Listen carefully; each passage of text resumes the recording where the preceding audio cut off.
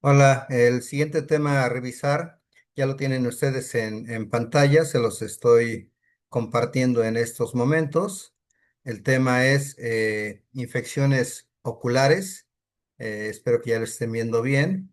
Un tema que eh, pues habitualmente en la formación del médico general pasa a formar importancia por la cantidad de consultas que a veces nos hacen, incluso de pasillo, por molestias que tenemos en los ojos y que a veces, muy pocas veces, a veces le ponemos atención a este tipo de problemas. Entonces, sin más, voy a iniciar la presentación, voy a bloquear mi pantalla y nos dedicamos entonces a la pura presentación. Tenemos un tema llamado infecciones oculares en el cual tendríamos que hacer muy rápidamente nada más un recordatorio, no necesitamos hacer una revisión tan profunda, no terminaríamos de la parte anatómica y funcional del ojo. Eso ya ustedes seguramente van a tener en la materia de oftalmología, la descripción mucho más completa de todo esto. Pero estamos hablando de que embriológicamente son tres capas las que se están considerando en estos problemas: la capa córnea con la esclera, la uvea y la retina. Se habla de la presencia de dos humores, lo que es el humor acuoso y lo que es el humor vítreo. Cuando hablamos del cristalino, este normalmente hace que se divida en dos segmentos: el segmento anterior y el segmento posterior, en razón a esta estructura ocular. Cuando hablamos del humor acuoso, hablamos de un líquido que normalmente se recambia alrededor de cada 100 minutos, en tanto que el humor vítreo nunca se regenera, que esta es una parte importante del por qué cuidar los ojos como una estructura fundamental en la vida de relación de las personas, e incluso en el desarrollo de la persona misma durante desde la infancia hasta que fallecemos. También, al igual que en la barrera hematoencefálica en el sistema nervioso, en los ojos existe lo que se llama una barrera hematoocular, cuya permeabilidad va a permitir también el paso de antibióticos en caso de algunos procesos infecciosos. Aquí está la imagen, claramente para que ustedes vayan identificando esas estructuras: la cámara anterior, lo que es el cuerpo ciliar, el iris, que aquí está dibujado en estas dos estructuras, superior e inferior; el cristalino, que es esa lente justamente a través del cual se dividen en los dos segmentos anterior y posterior el ojo; la capa córnea, que aquí se encuentra en la superficie; la cámara posterior, los músculos que se encuentran rodeando o en las partes externas de los ojos. Y una parte muy importante que los oftalmólogos revisan muy a fondo cuando les pedimos interconsultas por algunas lesiones que se van produciendo y que pueden tener repercusión en los ojos: las retinitis, citomegalovirus, algunos otros parásitos, infecciones congénitas que repercuten y condicionan problemas oculares. En la capa de coroides, la esclera, que ustedes, cuando hemos hablado de el color ictérico, no es propiamente el color, la coloración ictérica de las conjuntivas, sino de la esclera, ¿verdad? Entonces, todas estas estructuras ustedes las van a conocer muy a fondo. De hecho, ya las debieron haber revisado en anatomía, pero seguramente en oftalmología lo van a profundizar.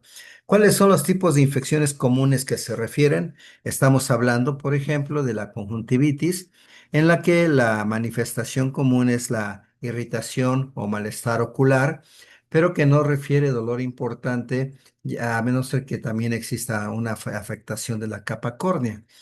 Cuando se afecta la capa córnea es cuando se le da el nombre de queratoconjuntivitis, y eso es lo que da lugar a las cicatrizaciones en esta capa córnea. Visualmente ustedes pueden ver de esta manera los ojos ambos, en los que se aprecian las coloraciones rojizas hiperémicas, en este caso aquí sí, de la conjuntiva, no las definiciones de ictericia, sino de hiperemia conjuntival en el caso de las conjuntivitis. Las queratitis, que lo que comentábamos hace unos momentos, es la infección de la córnea que puede afectar solo el epitelio, por ejemplo, con el virus herpes simple. O bien pueden afectar al estroma o al intersticio, como sucede en la sífilis, o bien ambas estructuras, como sucede con Pseudomonas aeruginosa, causando pérdida de la visión. Y estas infecciones pues suelen ser dolorosas y pueden ustedes visualizarlas ya de una manera diferente comparando esta estructura con la anterior fotografía, en donde incluso pueden ustedes ver que hay salida, lágrimas de color amarillento, turbio y aparte la afección mucho más marcada de las lesiones en los globos oculares, en las conjuntivas, así como en el resto del ojo. Y esta es la parte que nosotros normalmente debemos manejar siempre y cuando conozcamos lo que está sucediendo y si no, referirlas con el especialista en oftalmología. Una de las infecciones también graves que existen en los globos oculares es la infección intraocular, que puede ser de origen bacteriano o fúngico y que puede afectar al humor vítreo o bien al humor acuoso o ambos, y puede ser de origen exógeno, producida por cirugías oculares o por trauma ocular, o bien endógenamente también producto de bacteremias o fungemias, es decir, a través del torrente sanguíneo, recibir microorganismos patógenos y condicionar estos procesos infecciosos que pueden tener diferentes manifestaciones que a simple vista pueden ser reconocidos, pero que en muchas ocasiones desconocemos los que no somos expertos en el manejo de estos órganos que son muy, muy importantes y que debemos cuidar extremadamente también. La uveitis, esta uveitis es prácticamente la inflamación de la uvea, como lo dice aquí. Involucra lo que es el iris, lo que es el cuerpo ciliar y lo que es la coroides o la retina. La mayor parte de estos casos se consideran idiopáticos, es decir, no se demuestra completamente la causa del problema infeccioso y la frecuencia de las etiologías infecciosas varía en función del tipo de uveitis de que se esté hablando. En función de su localización se clasifican eh, y pueden dividirse en cuatro tipos de uveitis. Hablamos de la anterior, que es la iritis o iridociclitis, la intermedia, que es la pars planitis, la posterior, en donde se involucra ya la retinitis, que muchos de nosotros hemos escuchado y conocido a través de descripciones en diferentes problemas infecciosos sistémicos, congénitos, la corioretinitis, la coroiditis, también se involucran aquí en la parte posterior, y lo que es la panuveitis, es decir, prácticamente toda la estructura ocular se ve comprometido. Aquí incluso podemos ver en la parte inferior un derrame que ahorita vamos a establecer el nombre correcto, pero vean ustedes el compromiso de toda esta parte de los ojos que definitivamente incluso pueden dejar a una persona en amaurosis, es decir, en ceguera. Y esto es importante de reconocerlo y tratar de resolverlo precozmente, en forma muy rápida. Existen también las infecciones periorbitarias y estas infecciones periorbitarias afectan a los tejidos blandos que rodean el globo ocular. Se habla de localizaciones preseptales, es decir, la parte superficial de los párpados, y las orbitarias, en las que se involucran los términos de celulitis orbitaria que hemos oído mencionar en algunas enfermedades infecciosas de otro origen, los abscesos subperiósticos que también se pueden dar como complicaciones de esos procesos infecciones como en los senos paranasales, algunas parasitosis y los abscesos orbitarios que también están involucrados en estos conceptos. Las manifestaciones se pueden ver en el material fotográfico, donde se pueden apreciar uno o ambos, parte inferior y parte superior de los párpados, en donde se ve justamente la inflamación, la hiperemia, la epífora que a veces muestran algunas personas, sobre todo en los infantes, y que, por ejemplo, en este caso inferior pueden ser bilaterales o pueden ser unilaterales según sea el caso del proceso inflamatorio. Entonces, la presentación clínica de conjuntivitis, hablamos de, como en todas las enfermedades infecciosas, fundamental una historia clínica, la exploración física, la exploración oftalmológica es muy importante, pero dadas nuestras limitantes como conocedores de esta estructura y de su patología, pues prácticamente siempre pedimos el apoyo de una valoración oftalmológica. Dentro de lo que implican datos que se refieren por parte de los pacientes, el dolor ocular, el cual básicamente es sensación de cuerpo extraño y poco frecuente que sea tan intenso. El prurito, es decir, la comezón en grados variables, que es el diferencial entre causas alérgicas y causas bacterianas. En la agudeza visual, que puede estar normal o ligeramente reducida según el tipo de padecimiento, la piel periocular y la periorbitaria, que puede presentar lesiones cutáneas dependientes de la etiología del proceso inflamatorio o infeccioso. Se puede hablar de hiperemia conjuntival por la vasodilatación, como la vemos en la mayoría de las fotografías que nos han precedido, y que puede ser mayor cerca de la periferia conjuntival. La epífora, que es la secreción o el lagrimeo por mayor producción de lágrima o disminución del drenaje de la misma. El edema conjuntival, que también se conoce como quemosis, y la conjuntivocalacia, que aquí están mostrados lo que es la quemosis y lo que es la conjuntivocalacia. Vean ustedes el tipo de lesiones que se pueden presentar y que pueden producir incluso protrusión de la conjuntiva entre los párpados, dificultando el cierre de los párpados. Incluso en ocasiones es muy difícil que puedan cerrar los ojos estas personas, y eso es tremendamente molesto y discapacitante para muchas personas. Otras manifestaciones que se pueden dar en estos casos de conjuntivitis son las papilas conjuntivales, que son elevaciones del epitelio de la conjuntiva que tienen puntos rojos centrales, así como los folículos conjuntivales, que son pequeñas acumulaciones elevadas de linfocitos, membranas y pseudomembranas, como la que se dan por la unión de la conjuntiva con coágulos inflamatorios, flicténulas y granulomas conjuntivales, se refieren a la colección nodular blanquecina de células inflamatorias crónicas en el centro de un área hiperémica. La afectación corneal, que puede ir desde leve a grave, en donde estamos hablando de la presencia de erosiones epiteliales, punteadas o verdaderas úlceras corneales que pueden incluso perforarse, y las adenopatías, que también se pueden referir, que acompañan a estas lesiones. Y estas adenopatías de inicio pues son inespecíficas en las conjuntivitis, entre las que se incluyen las de etiología gonocócica, las de etiología herpética, otros virus o bien por clamidias, y que pueden ver ustedes manifestarse de esta manera, ¿verdad? Con la presencia de las úlceras corneales y algunas otras lesiones que se pueden visualizar al abrir y explorar bien los ojos.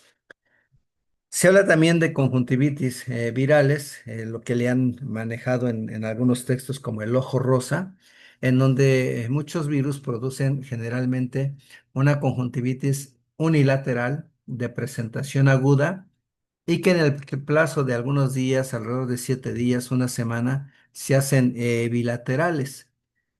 También existe dentro de este grupo la conjuntivitis adenoviral, de las cuales pues prácticamente están producidas, aquí lo dice, adenovirus, relacionadas con prácticamente 19 serotipos de los adenovirus.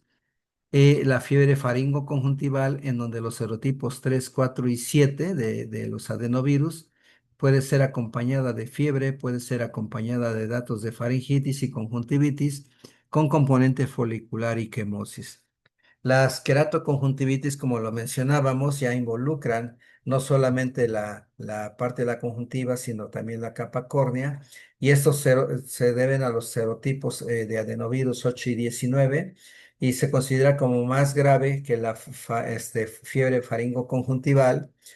Tiene secuelas corneales por semanas o meses, son habitualmente contagiosas durante al promedio alrededor de 2 semanas de que inicia la aparición de la enfermedad, y por eso en niños que acuden a estancias que tienen conjuntivitis, es preferible mandarlos a casa para evitar algún brote de conjuntivitis epidémica, como nosotros la conocemos en lo general, y recomendar su asistencia al oftalmólogo.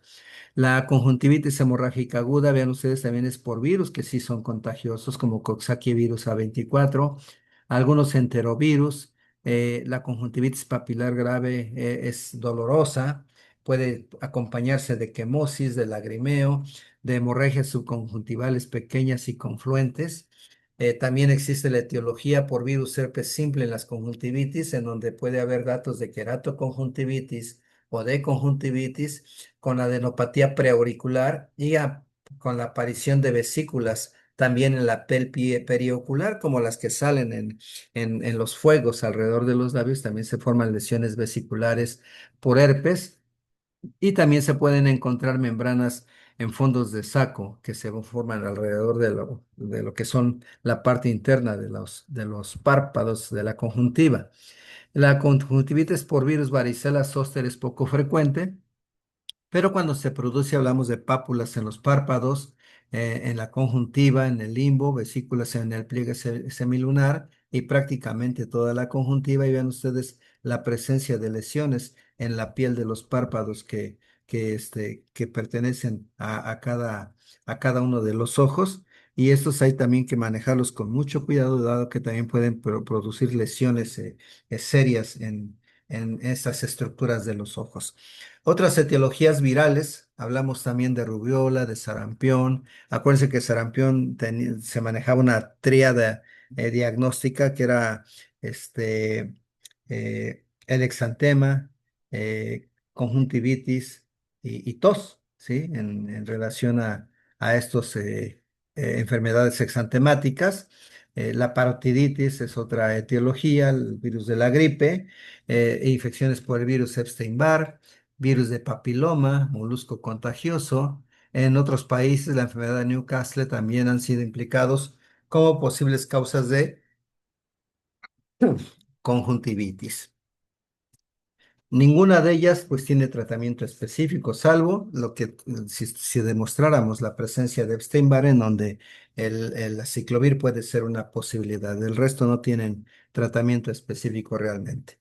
Mención especial también nos merecen por la frecuencia con que se da actualmente, sobre todo en los adolescentes, adultos jóvenes, las infecciones por clamidia trachomatis, en donde también la conjuntivitis es una posibilidad en forma de presentación aguda o en forma de presentación crónica.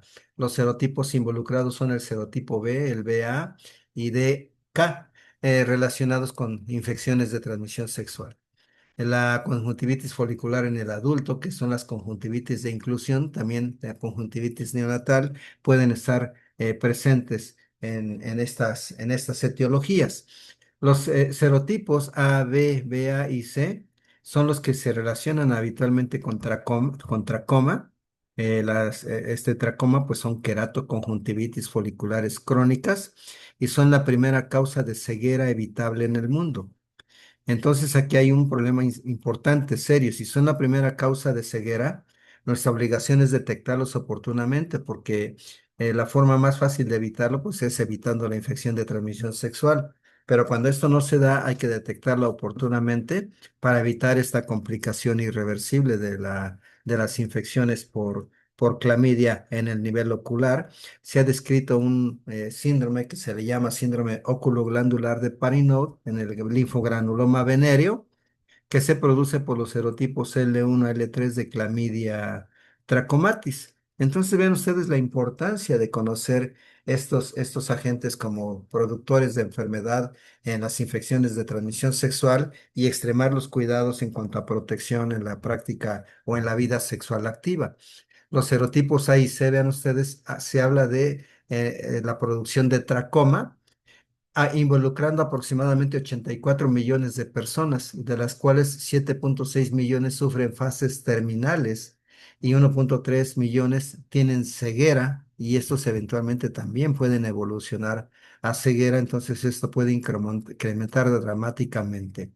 La Organización Mundial de la Salud ha establecido una clasificación simplificada de estas infecciones.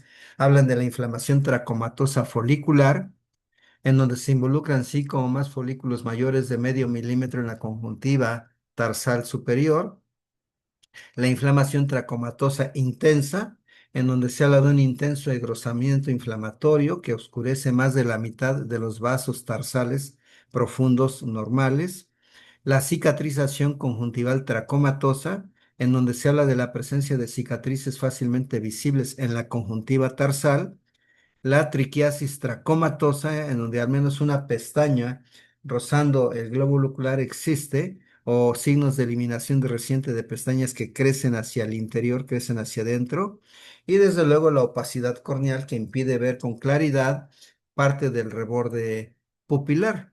Entonces, en esta clasificación se puede entender fácilmente los tipos de lesión que se produce en el tracoma producido por Clamidia trachomatis, que tiene tratamiento y que puede ser tratada oportunamente, pero que no hay que permitir que evolucione a estas fases de lesión ocular. La conjuntivitis de inclusión. Aquí hablamos de una conjuntivitis folicular en recién nacidos y en adultos, cuya forma de presentación más frecuente es lo que se conoce como ojo rojo. Esto normalmente es unilateral, tiene acompañamiento de adenopatía preauricular, hipertrofia papilar, hiperemia marcada, secreción mucopurulenta y reacción folicular, como se puede ver, y que es muy difícil diferenciar a veces de otro tipo de conjuntivitis o de otras etiologías. Cuesta a veces trabajo lograr diferenciarlas. En tanto que el síndrome oculoglandular de Parinod suele ser leve, suele ser unilateral, hay secreción serosa escasa, hay edema palpebral inferior y superior, y vean ustedes las imágenes que puede llegar a producir este síndrome de Parinod, incluso con a veces la dirección hacia el interior de parte de las pestañas, ¿sí? Y esto, aquí se ve parte del dedo con el que están levantando el párpado, y aquí pues sí la revisión implica no solo pedir que abra los ojos, sino eh, voltear los párpados, el inferior y el superior, para visualizar qué lesiones tiene allí en esa parte de las conjuntivas. ¿Cuál es el tratamiento del tracoma? Pues hablamos del grupo de las tetraciclinas, eso ya lo veníamos comentando hace tiempo, la doxiciclina o la tetra, o bien del grupo de macrólidos durante 3 a 4 semanas, asociado también a tratamiento tópico que puede utilizarse mediante ungüentos oftálmicos 2 veces por día durante 5 días cada mes, y la profilaxis en áreas endémicas en donde la dosis única de acitromicina, según sea la edad, para la edad pediátrica o para la edad de adultos, puede ser útil en el tratamiento de estas infecciones. Las conjuntivitis de inclusión hay que manejar a todos los contactos también con estas mismas familias de antibióticos durante al menos 3 semanas.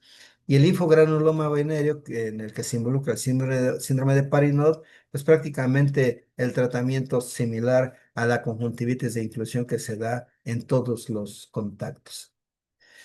Hablamos de otras etiologías bacterianas de la conjuntivitis bacteriana, la cual se caracteriza por la aparición rápida de edema palpebral, que es unilateral frecuentemente, con la hiperemia de la conjuntiva y secreción mucopurulenta, que muy rápidamente, a diferencia de las otras que pueden tardar una semana en hacerse bilaterales, aquí en 1 o 2 días se hace bilateral en la conjuntivitis bacteriana.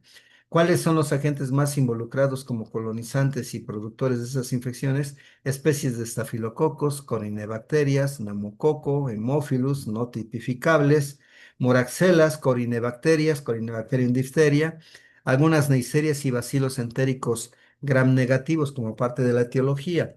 El mecanismo de daño está relacionado con los patógenos que penetran al epitelio intacto a través de métodos de unión especializados o bien a través de sus toxinas, la adherencia bacteriana, como lo hemos visto en muchos procesos infecciosos, facilitando la entrada de los diversos atributos de virulencia que pertenecen a estas bacterias, así como los componentes enzimáticos relacionados con enzimas como proteasas, coagulasas, colagenasas, fibrinolisinas, y algunas toxinas como las del estafilococos y las toxinas de pseudomonas que pueden lesionar el tejido subyacente y de esta manera permitir la entrada a un mayor número de bacterias y estas pueden quedar aisladas de los mecanismos habituales o innatos de defensa del huésped o del hospedero. Estas infecciones se pueden clasificar en agudas, en donde ya decíamos la hiperemia unilateral, la epífora y la secreción mucopurulenta, que incluso adhiere los párpados. A veces es difícil poder despegarlos. Son características de estos procesos de infecciones, tal vez los más comunes que vemos nosotros los mortales, ¿verdad? En relación a la práctica de cada especialidad. Nosotros como médicos generales, pues generalmente es lo que vemos y manejamos. El agente etiológico más frecuente en adultos y niños es Staphylococcus aureus, aunque se puede involucrar neumococo y Haemophilus influenza como los más frecuentes en la etapa pediátrica que en los adultos. Existen los tratamientos tópicos que involucran sulfacetamida, involucran trimethoprim, involucran polimixina o bien fluoroquinolonas que se aplican durante 7 a 10 días en las conjuntivas directamente. También existe moxifloxacina tópica. Yo en lo personal no he manejado este medicamento, pues ya está aprobado por la FDA desde los 3 años de edad. La acitromicina tópica, que ha demostrado efectividad, aunque aquí también yo les puedo comentar que no lo he manejado. Eh, yo no he pasado de manejar inicialmente la profilaxis oftálmica en el recién nacido cloranfenicol. En algunos otros procesos he manejado las combinaciones de polimixina, gramicidina, neomicina, o bien las presentaciones tópicas de bacitracina o de algún aminoglucósido como la tobramicina, y no ha habido necesidad de que yo escale a este otro tipo de medicamentos, pero así están descritos y hay que comentarlos. La presentación hiperaguda de la conjuntivitis, que es la purulenta, aquí se asocia más a, por ejemplo, Neisseria gonorrhoeae, que en la oftalmía del recién nacido, la enfermedad, la oftalmía purulenta, como se le llama del recién nacido, se da por la falta de profilaxis en productos de la gestación o nacidos de madres que tienen también esta infección. Son generalmente frecuentes en adolescentes sexualmente activos también y en adultos jóvenes. Esto no nada más es exclusivo del recién nacido, sino también en esta población de adolescentes sexualmente activos y adultos jóvenes. La característica, desde luego, más impresionante que se puede detectar es la secreción purulenta abundante, verde, amarillenta, espesa, que incluso puede ser fétida, con datos de quemosis pronunciada, hay hiperemia dolorosa, hay edema palpebral y a menudo también se acompaña de adenopatía preauricular, que es parte de los diagnósticos diferenciales de los ganglios que se palpan en la región preauricular y que pueden ser dolorosos. Pueden formarse membranas conjuntivales, evolucionan con rapidez hacia la ulceración y perforación corneal y eso se va haciendo cada vez más peligroso, por lo que el tratamiento involucra incluso cefalosporinas de tercera generación en el caso de Neisseria gonorrhoeae. Ante la presencia de ulceraciones corneales habrá que hospitalizar y dar tratamiento cuando menos 72 horas intravenosa y ya posteriormente modificar a una eh, aplicación intramuscular, o buscar una alternativa por vía oral que mantenga la misma cobertura que se da con la forma intravenosa. Y puede combinarse con doxiciclina o con acitromicina como lo establecen las guías de práctica clínica. En las formas de conjuntivitis crónica se involucra frecuentemente estafilococos. La característica clínica es la hiperemia difusa, también secreción mucopurulenta mínima y engrosamiento conjuntival con reacción papilar o folicular. La afectación palpebral comprende enrojecimiento, telangiectasias, madarosis, engrosamiento, orzuelos, como el que se ve en esta imagen que tienen ustedes en la fotografía de esta diapositiva. Enrojecimiento, telangiectasias en los párpados, son también importantes, se puede notar la hiperemia en estos párpados y la ulceración de la base de las pestañas en algunos casos con este tipo de infecciones crónicas.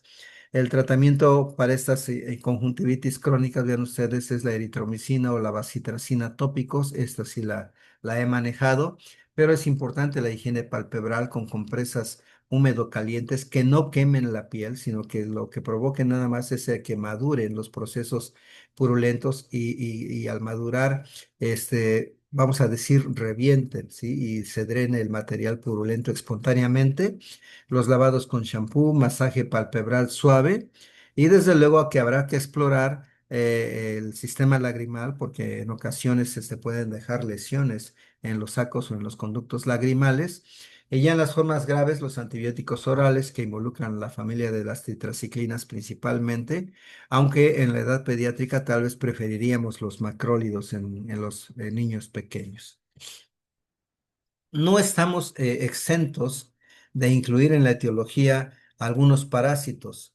Y se habla de leishmania, se habla de microsporidium y otros ectoparásitos también, en donde se pueden producir blefaroconjuntivitis en los casos de leishmania, que pueden visualizarse inicialmente como un simple edema, hiperemia, que progresa a la formación de flicténulas superficiales en la conjuntiva y en el limbo corneal.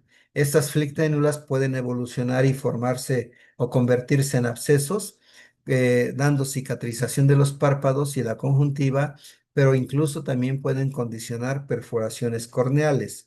En la tripanosomiasis también se pueden incluir manifestaciones oculares como la conjuntivitis unilateral, el edema periorbitario y la linfadenopatía preauricular. Y otros agentes también se han mencionado como criptosporidiosis, larvas de moscas, nemátodos como el loa loa en algunos países, piojos, ácaros, y esto se da como reacción al propio parásito, la presencia del parásito, o bien al excremento de estos parásitos. Entonces, ven ustedes que la etiología de las conjuntivitis puede ser muy amplia y habría que hacer un historial exhaustivo y una exploración física muy profunda en los ojos y pedir, les digo, ante los casos de duda, que seguramente los vamos a tener, pedir el apoyo por el oftalmólogo. También incluimos hongos como Cándida, Blastomyces, Porotrix schenckii, como causantes también de conjuntivitis granulomatosas. Y aquí el tratamiento pues, sería con los antifúngicos sistémicos. En este caso, los triazoles conforman uno de los recursos que pueden estar muy a la mano.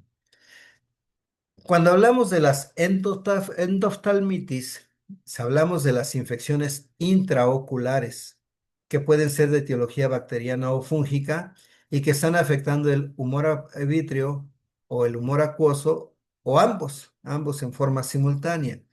Esto puede ser de origen exógeno cuando por vía de bacteremias, es decir, migración de bacterias o de hongos a través del torrente sanguíneo, se pueden introducir estos microorganismos al ojo, llegar al ojo y condicionar estos tipos de endoftalmitis. Normalmente pueden cursar con disminución de visión, dolor ocular, con frecuencia hay hipopión, es decir, esa capa que veíamos en algunas imágenes en donde se ve una imagen como un sobrenadante o como un nivel blanquecino en el humor acuoso y que pues, se puede visualizar a simple vista, estos se llaman hipopiones. En los casos exógenos, es decir, estos que llegan justamente desde el exterior, no existe fiebre ni leucocitosis. También pueden estar ausentes estas manifestaciones en los casos endógenos y se sabe que la mayor parte de los casos son de origen bacteriano, de presentación también aguda. Son una verdadera urgencia médica, ya que si nosotros no damos el tratamiento en forma temprana, oportuna, o el tratamiento que damos es inadecuado, puede dar lugar, ya se los había yo comentado hace algunas horas o días, pueden dar lugar a la pérdida visual de manera irreversible y dejar ciega a una persona. El cómo se clasifican se ve en este cuadro que también está en su libro de Mandel. Hablamos de la forma aguda post cirugía de cataratas, en donde se involucran estafilococos coagulasa negativos. La forma crónica post cirugía de cataratas, en donde ya se involucran biota incluso de la piel como Propionibacterium acnes. Post inyección en procedimientos oftalmológicos, el Streptococcus viridis, el Staphylococcus coagulasa negativo, aquellas relacionadas con la ampolleta de filtración, con la ampolla de filtración como Streptococcus y Haemophilus influenza, las formas postraumáticas como por Bacillus cereus, formas endógenas de presentación en donde Staphylococcus aureus, Streptococcus y Bacillus gram negativos están involucrados como agentes causales. Y desde luego las formas fúngicas en los que los agentes más frecuentes, los hongos más frecuentes son Cándida, Aspergillus y Fusarium. ¿Cuáles son los síntomas de endoftalmitis? Hablamos de eh, la que se presenta en forma posquirúrgica. Estamos hablando de cirugías de cataratas en donde en la primera semana, el 75% de los pacientes cuando se presenta esta endoftalmitis, hay dolor ocular, hasta en tres cuartas partes de la población que lo sufre, enrojecimiento en el 82% y disminución de la agudeza visual en casi todos ellos. De ahí la gravedad de la infección y la importancia del manejo rápido, del manejo pronto de estos casos. Tenemos también las formas asintomáticas que se dan durante los primeros días, pero que se pueden manifestar con rapidez en 24 horas, en donde el dolor habitualmente es tolerable, no grave, y el paciente tiene buen aspecto, se aprecia bien en muchos casos, pero en donde la evolución de la enfermedad también puede ser fatal, desde el punto de vista del funcionamiento de estos órganos. Muchas ocasiones no existen signos de enfermedad sistémica, el paciente no tiene fiebre, la biometría hemática puede mostrar una fórmula blanca normal en dos terceras partes de los pacientes o bien ligera leucocitosis en el resto de ellos. Y en la exploración física, salvo por el ojo afectado, toda la exploración física restante del paciente se reporta normal.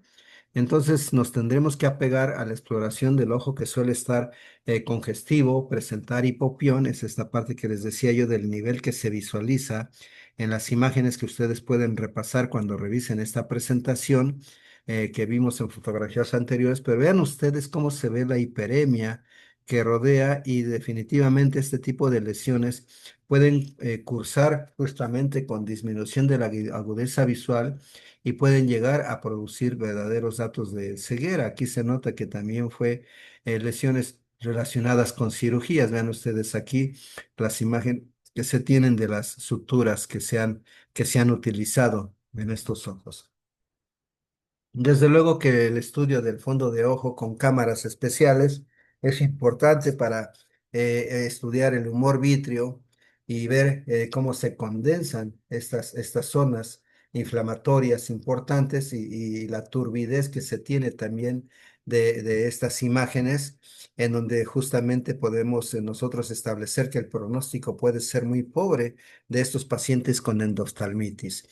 ¿Cómo se sospecha el diagnóstico? Pues basados en el aspecto del ojo, en un paciente que por el interrogatorio que estamos haciendo detectamos los factores de riesgo asociados con esta enfermedad infecciosa.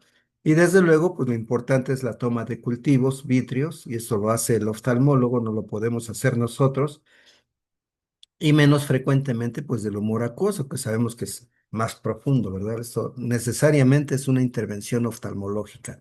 El paciente, a pesar de que se encuentra febril y no presenta signos de infección sistémica, podemos considerar que está en un proceso de infección grave a nivel ocular. La endoftalmitis endógena puede tener otro foco de infección, pero también hay otro concepto que se llama panoftalmitis, en donde la infección ocular se ha extendido incluso a la órbita y de ahí la severidad del caso. La imagenología, es decir, los estudios de rayos X, ultrasonogramas, tomografías generalmente son poco útiles. Se habla de la ecografía en modo B, pero hecha por el experto, el oftalmólogo o el imagenólogo, para buscar estas lesiones, pero normalmente son parte de la exploración oftalmológica que hace el experto. El tratamiento tratándose de la endoftalmitis bacteriana aguda, pues definitivamente que es urgente. Es en forma temprana el reconocimiento, así debe ser, y auxiliados desde luego, o hechos básicamente por el oftalmólogo, en donde incluso se aplica la administración intravítrea de antibióticos como la vancomicina, más la ceftazidima o la amicacina, diluidos en 0,1 mililitros de agua o con solución salina estéril, ¿sí? Hablamos de 1 miligramo de vancomicina o 2,2 miligramos de ceftazidima o 0,4 miligramos que se diluyen en tan solo una décima de mililitro de agua o solución salina estéril. Sabemos que es una estructura orgánica pequeña y entonces deben manejar los volúmenes adecuados y administrados por el oftalmólogo. La endoftalmitis crónica también por cirugía de cataratas, vean ustedes, va a requerir incluso vitrectomía y simultáneamente la vancomicina intravítrea, la endoftalmitis endógena por cándida con antifúngicos sistémicos, en donde la anfotericina B es parte importante del tratamiento. Aquí incluso recomendamos la anfotericina B liposomal o de dispersión coloidal, o bien los triazoles, de los cuales el voriconazol actualmente es el que más se está manejando por los factores de resistencia ya a fluconazol y la mejor estabilidad de estos antifúngicos. El voriconazol 100 microgramos en 0,1 mililitros de agua estéril intravítreos más la vitrectomía. Esa es parte de lo que se maneja, así como la anfotericina 10 microgramos en 0,1 mililitros, es decir, cantidades pequeñas intravítreas para las lesiones en donde se demostró la presencia de cándida. En tanto, la endoftalmitis exógena por cándida, vean ustedes, se habla de una inyección intracamerular, es decir, aplicada directamente en la cámara anterior, de 5 miligramos de anfotericina B o de voriconazol 50 miligramos para las cepas que son sensibles, más voriconazol tópico sobre la córnea. Estos son los esquemas que se han ido manejando en todos los casos que involucran a cándida como etiología de estos problemas de endoftalmitis. Ya en todos los casos de endoftalmitis exógena por cándida, también más allá de la aplicación local, el tratamiento sistémico es importante, que puede ser con fluconazol en cepas sensibles o voriconazol en las que son resistentes al fluconazol. Por eso en muchas ocasiones ya de entrada manejamos voriconazol directamente en estos pacientes.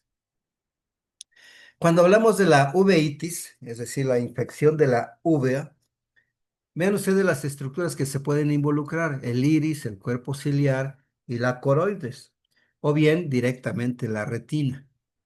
En función de la zona que sufre más inflamación, se clasifica en uveitis anterior, en la cual lo característico es la iritis y la iridociclitis, uveitis intermedia, que involucra la pars planitis, la uveitis posterior, que involucra la coroiditis, la retinitis, la corioretinitis, o bien la panuveitis. Las etiologías no infecciosas también de uveitis son más frecuentes que las infecciosas y este es un punto a considerar cuando estamos haciendo los diagnósticos diferenciales, pero si no tenemos la seguridad de que la etiología no es infecciosa, es preferible dar tratamiento como si fueran infecciosas estas uveitis y desde luego derivar al experto el caso para que aseguremos el tratamiento y el momento en que se tenga que suspender cuando demostramos que no es infecciosa. 10% de las uveitis anteriores son de etiología infecciosa y 50% de las uveitis posteriores son de etiología infecciosa. Entonces, ven ustedes, en las anteriores es más frecuente que no sea de etiología infecciosa, de ahí que es importante la valoración por el experto. Respecto a la epidemiología relacionada con la etiología de estas uveitis, ven ustedes en la interior. Podemos ver como signos oculares leucocitos en el humor acuoso. Estamos hablando de lo que decíamos del hipopión, precipitados queráticos, nódulos en el iris o sinequias, secuencias que las sinequias son como cicatrizaciones que se van dando, bandas fibrinosas. Y las principales etiologías involucradas son el virus herpes simple en el 10%, sífilis en poco frecuencia, tuberculosis, la enfermedad de Lyme y la lepra en bajos porcentajes, pero finalmente son microorganismos que sí podemos tener nosotros en nuestro país. En tanto que en la intermedia, vean ustedes también los leucocitos o bolas de nieve. Ahorita les muestro una fotografía en donde se aprecia el aspecto de bolas de nieve en el vitrio, con bancos de nieve en la pars plana que se producen o acompañan a la enfermedad de Lyme en alrededor del 1% de los casos de la enfermedad de Lyme, que es una borreliosis.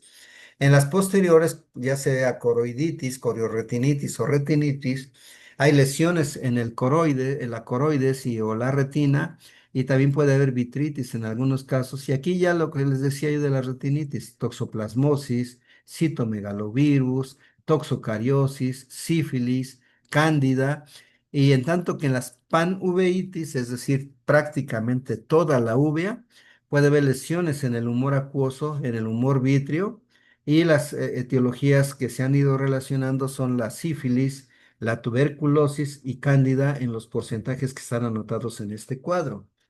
Estas uveitis casi siempre se deben a la extensión hematógena de una infección que está su foco de origen en otra parte del cuerpo hasta el tejido de la uvea, que es altamente vascularizado. O sea, esa misma irrigación es el factor de riesgo para estas enfermedades infecciosas por migración en el torrente sanguíneo, es decir, bacteremias o fungemias. Su fisiopatología depende de la etiología concreta, pero en todos ellos se produce una ruptura de la barrera hematoocular. Y esa ruptura, desde luego, que puede inducir más el proceso inflamatorio, pero también, por otra parte, permite el paso de los medicamentos en forma más fácil. Y aquí está el aspecto que les comentaba de las bolas de nieve. Parece que está salpicado, como si fuera un cristal sucio, ¿verdad? Esta parte de lo que es esta estructura ocular. Hay una asimetría completamente marcada en este ojo. E incluso pareciera que es de un color diferente al que es el habitual en muchas personas, y se ven los precipitados queráticos granulomatosos, que también se denominan precipitados queráticos en grasa de carnero. Y si ustedes se recuerdan cómo se ve el aspecto grasoso cuando se consume este tipo de alimentos, así es como se ven estas lesiones en los ojos de pacientes que tienen estas uveitis.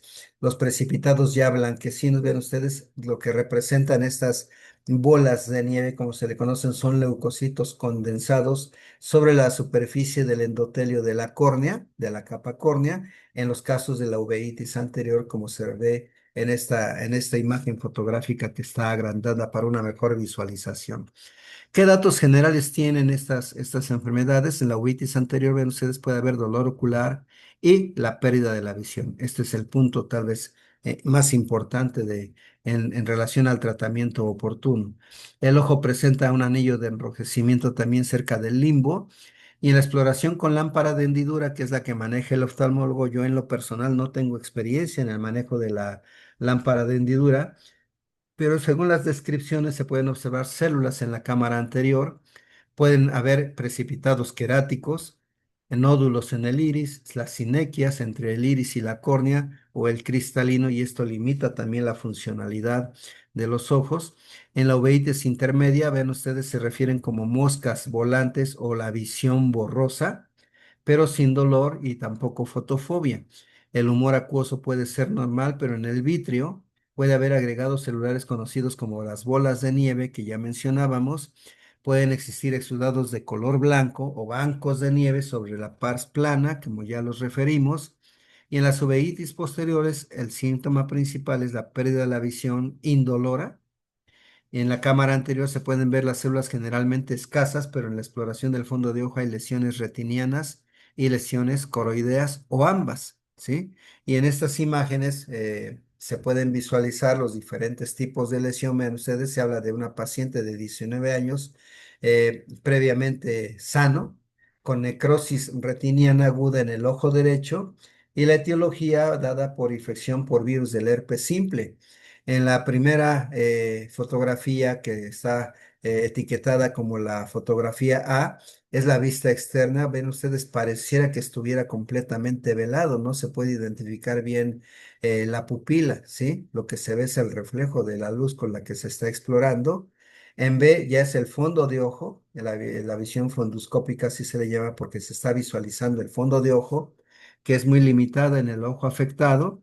En la C está la vista también del fondo de ojo del otro lado del paciente. Vean ustedes las diferencias que existen entre ambas imágenes, lo que es la normal y lo que es lo anormal. Y en D, la vista de la retina, que está completamente alterada en su arquitectura. Hay datos de necrosis, de retinitis necrosante y hay datos de vasculitis con pérdida de la arquitectura del fondo de ojo, en este caso retiniano, con blanqueamiento, con zonas de hemorragias que se pueden visualizar aquí en algunos puntos.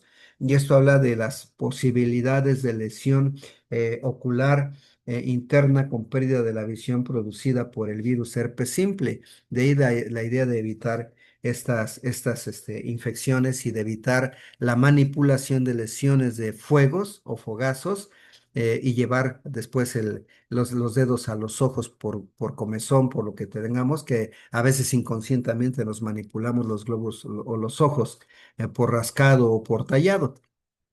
Y esto es un peligro cuando tenemos lesiones de herpes simple vivas, activas, dolorosas, ¿sí? También se han hecho fotografías de tuberculosis ocular, vean ustedes el tipo de lesiones, enfermedad por arañazo de gato, las neuroretinitis, para aquellos que les gustan acercarse demasiado a las garras del gato, porque son garras, no es una mano, no es un brazo o una pata simple, tiene uñas que son muy filosas el gato. Los abscesos corneales, vean ustedes cómo se ve, la calidad del ojo pues es pésima y la toxoplasmosis ocular que no da tanto estas imágenes, pero que habitualmente el estudio del fondo de ojo nos permite apreciar los cambios característicos de la retinitis por Toxoplasma gondii. Entonces el diagnóstico, pues prácticamente va a depender casi en el mayor porcentaje, yo le diría, al menos considerándome yo como el clínico que recién lo establece, más del 95% es del oftalmólogo, porque yo inmediatamente refiero al oftalmólogo cuando veo una lesión ocular, salvo que sea una conjuntivitis ahí estacional o que no tiene compromiso en cuanto a agudeza visual, en cuanto a dolor, en cuanto a algunas manifestaciones de severidad. Generalmente yo lo mando con el oftalmólogo. Ya él podrá ser el que nos ayude en la toma de muestras del humor vítreo o del humor acuoso, e incluso se llega a tener la necesidad, y ahora existen las pruebas moleculares en buscar la etiología viral, por ejemplo, o algunos parásitos mediante pruebas de PCR, o bien pruebas dirigidas según la sospecha del agente etiológico, incluidas las pruebas serológicas anticuerpos IgG, IgM para algunos parásitos, también para algunos virus. Técnicas de imagen son poco útiles en las etiologías infecciosas, pero en las etiologías no infecciosas, aquí sí pueden ser útiles estas técnicas de imagen. El tratamiento será dependiente del agente infeccioso. En el caso de virus, por ejemplo, de la familia herpes, el aciclovir o el valaciclovir o el fanciclovir, que involucra herpes simple tipos 1 y 2, Epstein-Barr, varicela zoster. En caso de citomegalovirus, también ya se los había comentado, ganciclovir o la forma oral, que es el valganciclovir, que finalmente en su metabolismo se convierte a ganciclovir como su principio activo. En los casos de sífilis, neurosífilis o sífilis oculares, penicilina también intravenosa, o los tratamientos que se han ido modificando en las guías de práctica clínica. En las tuberculosis oculares, preferentemente por justamente la neurotoxicidad o la toxicidad ocular, se prefiere evitar el etambutol. Desafortunadamente, este viene en la tableta única, pero Heinrich, vampicina y piracinamida son tratamientos de elección para la tuberculosis ocular y así sucesivamente con cada agente etiológico que se esté manejando. En las infecciones perioculares, ya podemos estar hablando de los párpados, podemos estar hablando del sistema lagrimal, podemos estar hablando de la órbita. Cuando hablamos de las palpebrales, hablamos de celulitis preceptales con infecciones de las glándulas de Meibomian de los párpados, lo que condiciona la presencia de orzuelos. Es decir, orzuelos y chalaciones son los que comúnmente la gente maneja como las famosas perrillas, ¿sí? Que no son más que también colecciones de pus, ¿sí? Y estos, la forma de chalación, son uno de los granulomatosos inflamatorios estériles de los párpados, en tanto que el orzuelo son infecciones de las glándulas de Meibomian de los párpados. Y también existe la blefaritis marginal, que es la inflamación de los bordes palpebrales. En el sistema lagrimal, recuerden ustedes que son glándulas y son conductos lagrimales. La dacrioadenitis habla de la infección de las glándulas, es decir, las glándulas lagrimales. La canaliculitis habla de la infección de los canalículos que recogen las lágrimas en el canto medial, es decir, en la parte interna de los ojos hacia la nariz, drenan en el saco lagrimal y la dacriocistitis es la infección del saco lagrimal. Entonces, si conocen ustedes la estructura del sistema lagrimal con las glándulas lagrimales, con los conductos lagrimales o canalículos y con los sacos lagrimales, pueden dar nombre a lo que es a la dacrioadenitis, la canaliculitis y la dacriocistitis en estos tres casos. En tanto que en las orbitarias estamos hablando de celulitis orbitaria, de abscesos subperiósticos, de abscesos orbitarios o bien de tromboflebitis del seno cavernoso. Y aquí se ven algunas de las lesiones en fotografías, lo que es la celulitis preseptal, pueden ver ustedes la hiperemia unilateral que se puede manifestar en ambos párpados en pacientes que tienen este tipo de infección. El orzuelo, como se puede ver aquí, que es lo que la gente conoce como perrillas. El chalación, a la que la gente también no saben de medicina, no saben qué es diferente un chalación de un orzuelo, pero aquí nosotros podemos establecer la diferencia, ¿verdad? Entre lo que es el chalación y lo que es el orzuelo. Y vean ustedes ya prácticamente todo el párpado inflamado, lo que se conoce como blefaritis. Y desde luego que se puede ver aquí comprometido también los sistemas o las estructuras lagrimales. Ven ustedes la calidad de lo que está secretando este ojo, en donde se puede apreciar la lesión de blefaritis. Tenemos las dacroadenitis, ven ustedes cómo se ve la lesión, incluso desplaza el párpado. Es una lesión tumefactosa la que se puede observar aquí, grande. Estamos hablando de dacroadenitis, es el sistema glandular. La canaliculitis, vean ustedes cómo se ve aquí la inflamación, el levantamiento en la parte interna, el canto interno del ojo, como lo dice la descripción. Está respetado afortunadamente todo el ojo, pero los párpados, las estructuras de los párpados, en este caso los canalículos está comprometida y aquí está comprometida justamente lo que es el saco lagrimal con los datos de dacreocistitis. Dicen que una imagen dice más que 1000 palabras, ¿verdad? En relación a la descripción de estas lesiones. Finalmente, también los han representado estos mediante esquemas que ilustran esas celulitis preceptales, como se ven aquí en esta parte de esquemática, la celulitis preceptal, que es la que está etiquetada como la letra A, la celulitis orbitaria, que está en la letra B. Estamos hablando de una evidencia unilateral en este caso. Los abscesos subperiósticos en la letra C, se pueden ver las diferencias que hay en cuanto a la estructura interna, aquí prácticamente involucrando los huesos, algunos de los huesos de la cara, básicamente relacionados con el ojo. Estos son abscesos superiósticos. En D, los abscesos orbitarios. Y en la E, normalmente lo que es el involucro del seno cavernoso, ¿verdad? En este tipo de lesiones oculares. Y de ahí la importancia de reconocerlos y de pedir el apoyo del experto, porque normalmente nosotros no sabemos explorar esta parte de las estructuras de los ojos y podemos cometer errores en su interpretación. Entonces vean ustedes más imágenes de celulitis orbitaria, de abscesos orbitarios. Vean ustedes la inflamación prácticamente de párpado superior, párpado inferior en relación a los abscesos que están en la órbita prácticamente. O bien los abscesos orbitarios superiósticos que clínicamente aquí se puede visualizar una diferencia entre ambos ojos y entre las estructuras que rodean a los ojos, pero que en las imágenes tomográficas evidencian mucho de lo que es el daño según los cortes, en este caso tomográficos o de resonancia magnética con una mayor resolución, lo que involucra el compromiso subperióstico, en este caso del ojo afectado.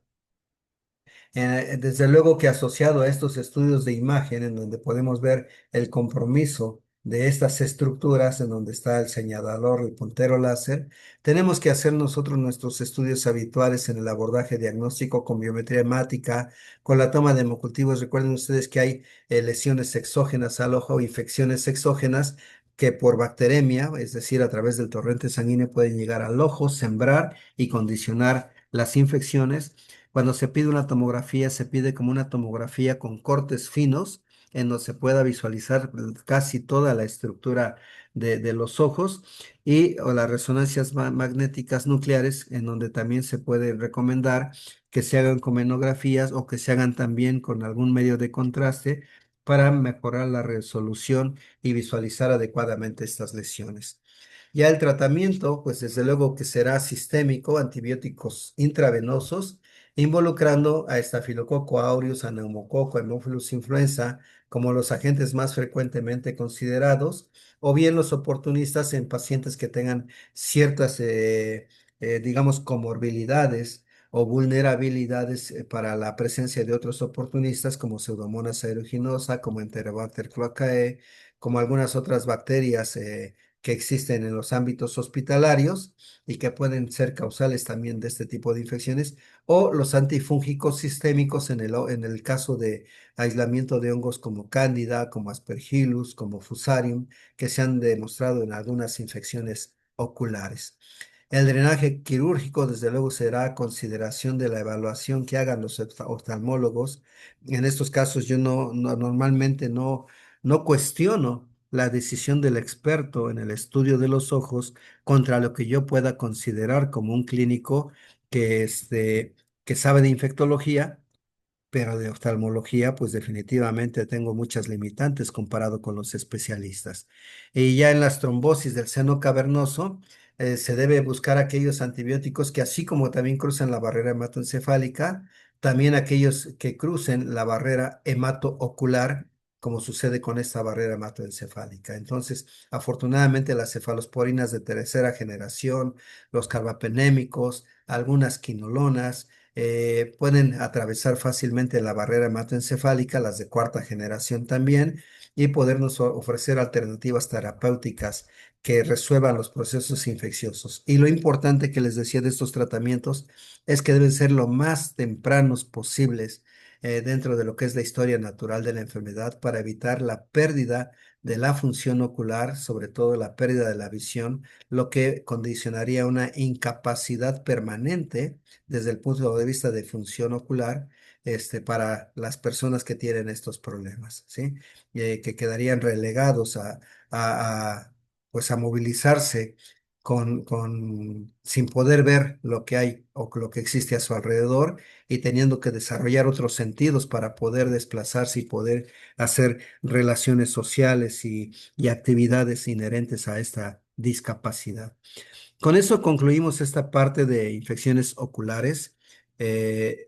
Prácticamente es digamos, una revisión general, es muy extenso. Hay libros completos de oftalmología o de enfermedades oftalmológicas con mucho material clínico, pero vuelvo a repetir lo mismo que les he dicho en otros temas.